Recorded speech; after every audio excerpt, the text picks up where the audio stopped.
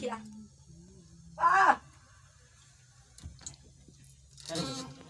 आए तो निशा जी मान लो बेटी है ये ना कराओगे आई फोटो खोल दे आई तो गाई पहले हे जा गाई ना अब यार वो आई पहले वो गाना लेस ना तो झगड़ा हो छै ये जुली है ना तो मार पटवा देम ना तू तो खाली पाटे वहीं के फेर में रहेलू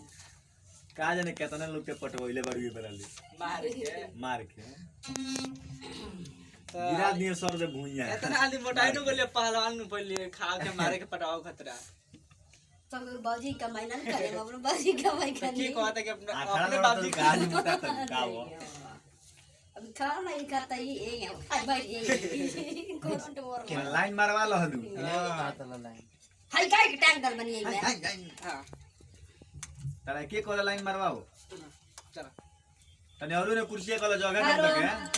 अरे पहलवान लड़का असो बबुआ के भाई कासी वाले तो बड़े तबियत खराब बड़ी ऊपर अगला खुशी होइल लइका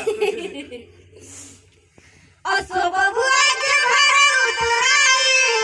अब की घर ही में चलनी तनाई छठ के गात हम जानी तू बोला है जिया तम्मा मोरा दे मघेटिया अच्छा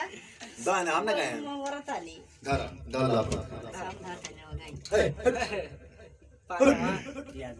हाय ई जानत नहीं हमारा तो कहे के ना लेकिन कहे के पड़ता कहल गइल बनू जेकरा के जितना समझाई निमन कह दिनु तो समझ लीजिए कोई है शिकायत करता है ठीक है जितना समझा दे कम बुझाई जे हमारा शिकायत करता है मुंह फोड़ दिए अपने आप से अपने आप का मुंह खोल ली काला हमार हो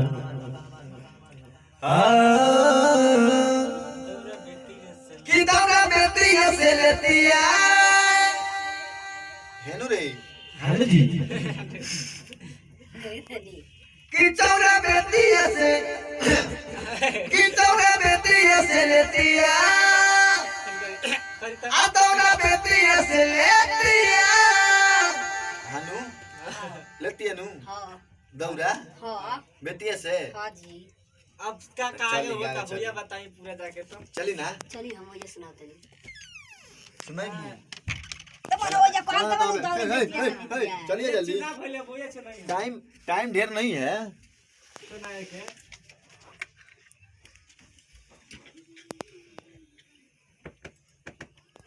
अरे बूढ़ी दाढ़ी बनावाई लो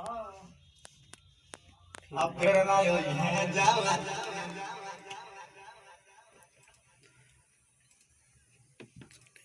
बोले जैसा मोछ नहीं है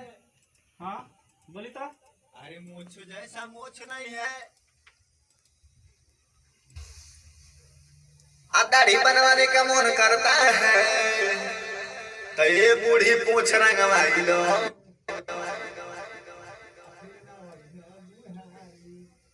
हमारा आवाज कायम बन होता हो चलिए आई गाना पर आई तो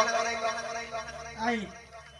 आई आप बढ़िया से कुछ गाई इनके का पतिया वाला सोहिला गलतिया बराबर बा सहिला का के तरफ दे जा अरे सोहिला के तो ये पहिला के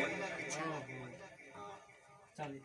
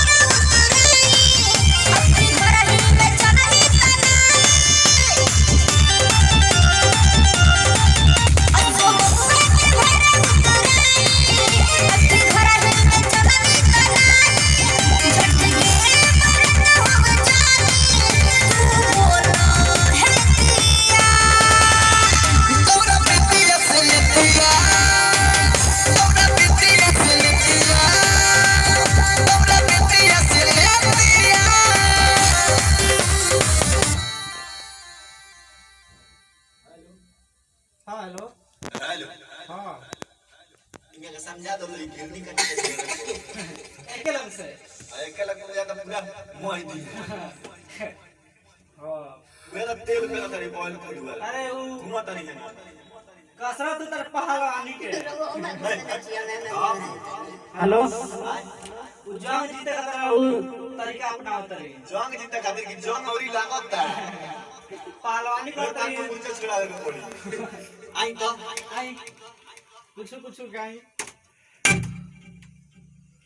आई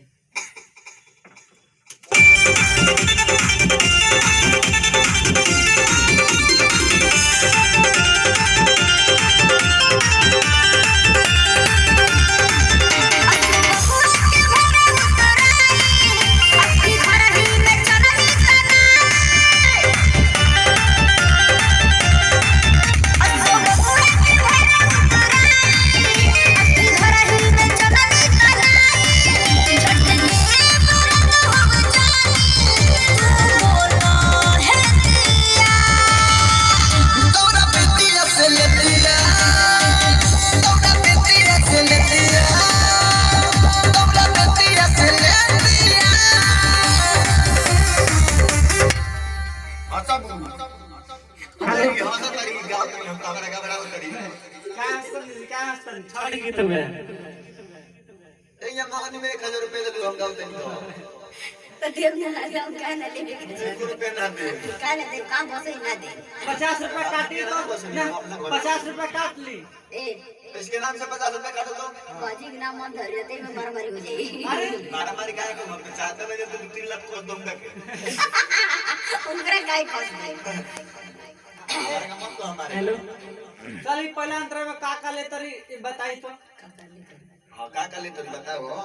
आई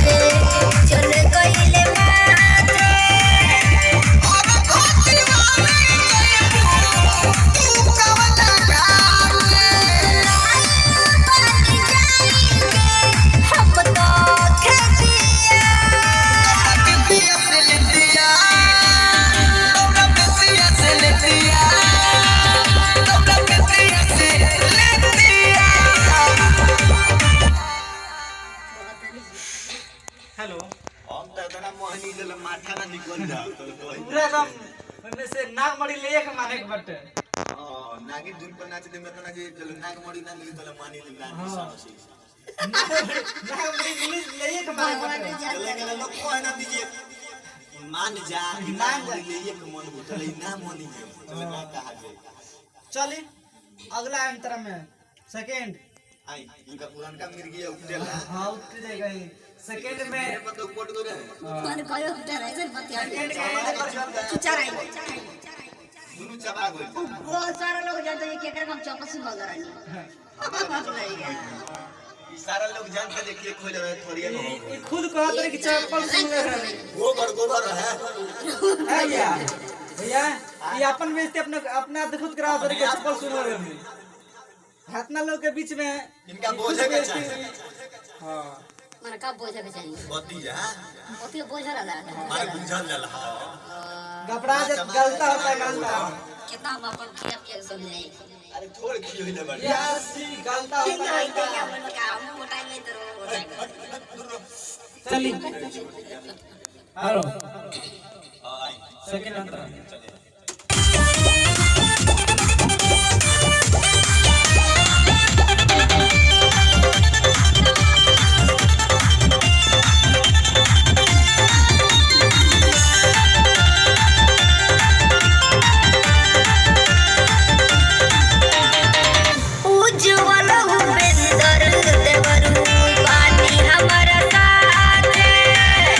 तेरे हो जाए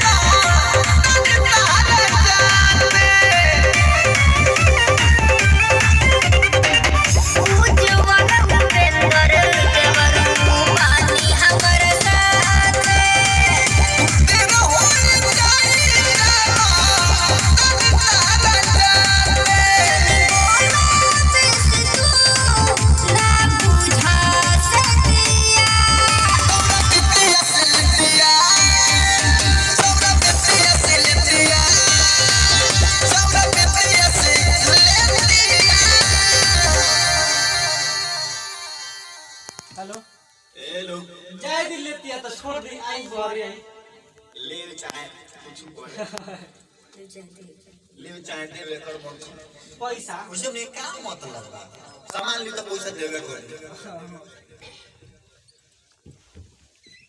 अब मान लो धीरे धीरे लेतिया पैसा पैसा पैसा बैठी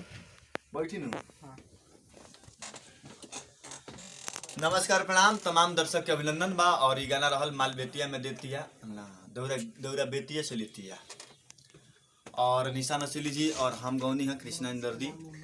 और उपेंद्र उज्जवल जी रो देखबे कोई नहीं हो ई गाना लिखले बनी उपेंद्र उज्जवल जी और शैलेश बेदर्दी जी कैमरा पर बनी अभी बहुत बढ़िया रिकॉर्डिंग करता नहीं घरी इलाज लगा रिकॉर्डिंग करता नहीं मतलब गाना रिकॉर्डिंग करता नहीं वीडियो रिकॉर्डिंग एगो एतना बढ़िया यहाँ करिले हिला डुला के एको भुइया ना गिरेला वीडियो मोबाइले में सब रहेला रो सब सुनी दू सब निशा नसीली जी से नमस्कार, ई गाना कैसे लगल? छठ के गाना रहला छठे दिन रहल सब के करला माल बेतिया से लेती है बस किने घर निकाल जुनिया हम के जनता कहीं पाड़ा पड़ी तरह जरूरत है लगे अरे ये सब मत गाय ले खतरा कर ले कैसे हाँ। मिलतन नहीं है कौन नहीं है? पहलवानी करे के बाटे